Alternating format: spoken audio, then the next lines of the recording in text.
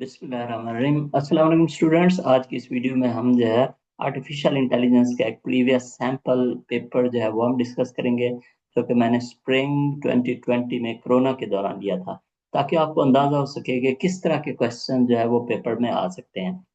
तो पहला क्वेश्चन जो है वो रिकर्जन से रिलेटेड है। इसमें एक पाइथन का फंक्शन डिफाइन करना है काउंट स्ट्रिंग के नाम से, जो कि लिस्ट में से स्ट्रिंग्स काउंट करता है। जैसे इसमें दो स्ट्रिंग हैं, एबीसी और हेलो। इसमें भी दो स्ट्रिंग्स हैं, ठीक है, एबीसी एंड 20। अच्छा, इसमें नेस्टेड लिस्ट है और उसके अंदर टोटल जो है वो तीन स्ट्रिंग्स हैं, एबीसी 20। देखें सिंगल कोट्स के अंदर है तो ये नंबर, लेकिन ये क्योंकि सिंगल कोट्स में है तो it is a kind of string. इसी तरह से फहद ये भी स्ट्रिंग है, तो तीन जो है इसका काउंट स्ट्रिंग हमें रिटर्न कर देना चाहिए। अच्छा जी, नेक्स्ट क्वेश्चन देखते हैं।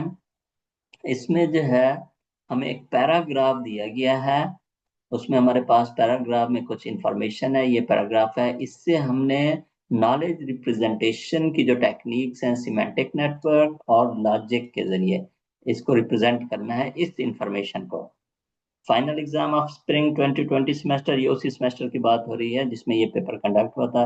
Has started from 3rd of August। Paper of the artificial intelligence has started on 9th August।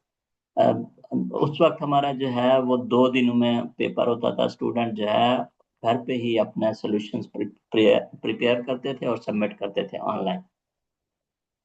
Students have downloaded AI question paper from LMS. They will prepare, scan, and insert a handwritten solution in this question paper and upload it back to the LMS.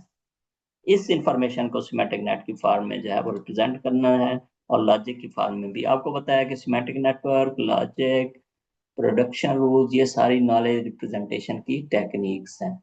अच्छा जी, third question में ops 5 का जो है एक programme collection of rules जो है वो define करने का दिया गया है, जो कि ये इंफॉर्मेशन लेगा, टैक्स की इंफॉर्मेशन, सैलरी की इंफॉर्मेशन और टैक्स रेट। तो उसका सैंपल आउटपुट जो है ये दिया गया है कि यूजर जो है वो अपनी सैलरी इंटर करेगा और annual tax as per this criteria calculate होके वो प्रोडक्शन रूल के सिस्टम के जरिए जो वो रिटर्न हो जाए।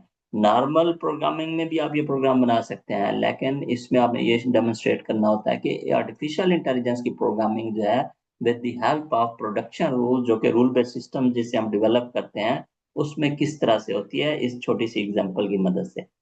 अच्छा जी, नेक्स्ट जो क्वेश्चन नंबर 4 है, सैंपल क्वेश्चन हमारा, ये branch and bound with dynamic programming search को जो है वो इम्प्लीमेंट करना है इस ग्राफ के ऊपर, स्टार्टिंग फ्रॉम एस टू जी, और हर नोड के दरमियान जो है एक्चुअल कवर डिस्टेंस जो है वो गिवन है। तो ऑब्वियसली इस सर्च की टेक्निक की वीडियो में आपने सीखा होगा कि इस ग्राफ को आप जो है उस सर्च स्पेस में, जिसे हम ट्री कहते हैं, ट्री में कन्वर्ट करते हैं।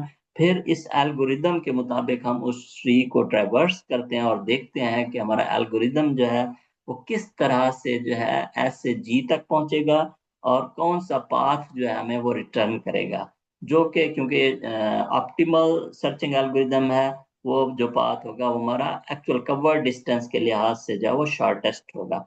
तो इसकी ट्रेसिंग जो है वो हमने करनी है। अच्छा जी, सिक्स सॉरी क्वेश्चन नंबर 5 जो है वो जीपीएस जनरल प्रॉब्लम सॉल्वर का क्वेश्चन है। इसमें इनिशियल स्टेट जो है वो गिवन है, ब्लॉक्स जो है वो इस सीक्वेंस में हमारे पास अरेंज्ड है। ठीक है, डी जो है वो टेबल पे है, सी ब्लॉक जो है वो डी के ऊपर है, B block is on C, and A block is on top of all the blocks on B block. अच्छा, अब इसमें ये करना है कि बीच में आपने इसके जो है जीपीएस के ऑपरेटर्स लिखने हैं।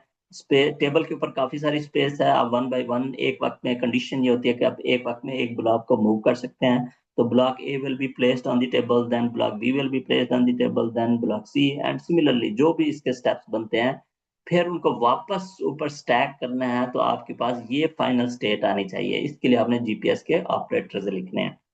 तो ऑब्वियसली वीडियोस में, इनके लेक्चर्स में, और आजकल आपके टीचर जो है वो आपको एक्सप्लेन कर चुके होंगे कि किस तरह से आप जो है जीपीएस के ऑपरेटर्स बनाते हैं। अच्छा जी, नेक्स्ट क्वेश्चन, क्वेश्चन नंबर 6 जो है वो पैटर्न मैचिंग को ट्रेस करना है। इसमें ये पैटर्न मैचिंग की कॉल जो है ये दी गई है हमारे पास, और इसमें ये जो पहली जो आर्ग्यूमेंट है वो एक पैटर्न है, यहाँ से लेकर यहाँ तक। ठीक है।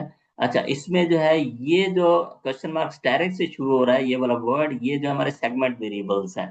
ठीक है, और ये फिक्स्ड वर्ड्स हैं, कांस्टेंट वर्ड्स हैं स्ट्रिंग के अंदर। और ये अगेन दूसरा सेगमेंट वेरिएबल है जिसका नाम एक्शन है, इस वेरिएबल का नाम ऑब्जेक्ट है, इस वेरिएबल का नाम ड्यूरेशन है। तो इस पैटर्न को इस नीचे वाले इनपुट के साथ हमने मैच करना है, प्रोसेस एक्चुअली शो करना है कि पैटर्न मैचिंग का प्रोसेस जिसमें सेगमेंट मैचिंग भी इंक्लूड है वो किस तरह से जो है वो बाइंडिंग लिस्ट हमें बना के देगा। अच्छा जी, सेवंथ क्वेश्चन जो है वो स्टूडेंट प्रोग्राम से, स्टूडेंट की केस स्टडी से रिलेटेड है।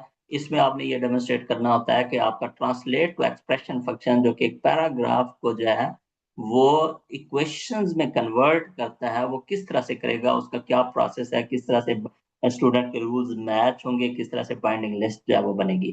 तो इनपुट पैराग्राफ जो है ये इनपुट पैराग्राफ है, ठीक है। The cost of BCS is equal to the admission fee plus tuition fee of all semesters. Tuition fee is equal to the semester fee multiplied by total number of semesters of BSCS program. Total number of semesters in BSCS program is 8. Semester fee is 45,000. Admission fee is 12,000. Find the cost of BSCS program. तो आपने case study student की पढ़ रखी होगी और obviously आपने उसे Python में अपने कंप्यूटर के ऊपर इंप्लीमेंट भी किया होगा। स्टूडेंट प्रोग्राम जो है इस पैराग्राफ को कन्वर्ट कर देगा इक्वेशंस में, वो प्रोसेस आपने शो करना है।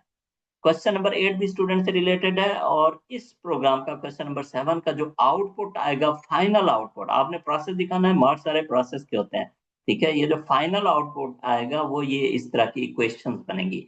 ये इक्वेशंस हैं, ये ऊपर इंग्लिश पैराग्राफ जो दी गई हैं वहां से एक्सट्रैक्ट की गई हैं ये मैथमेटिकल इक्वेशंस।